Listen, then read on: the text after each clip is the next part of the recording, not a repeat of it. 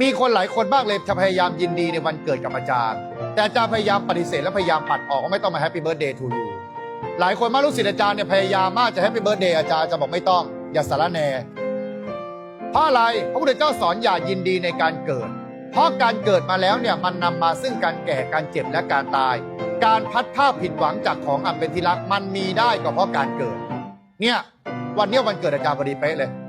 แล้วตรงกับวันเดียวกับปัดไอ้ป้ายวันนี้อาจารย์ยังเหลือบคุยกับเราอดีตอธิการว่าเนี่ยวันเกิดอาจารย์ไปเลยเหลือบหน้ามาดูอ้าวตายห่าวันนี้วันเกิดกูนี่หว่าวันเกิดอาจารย์คือวันจันทร์ที่27 มกราตรงเป๊ะเลยวันนี้เป๊ะเลยเวียนว่ามันจบครบวันจันทร์พอดีเป๊ะเลยเพราะฉะนั้นอย่าไปยินดีกับการเกิดเพราะการเกิดนี้นำไปสู่ความแก่และความตาย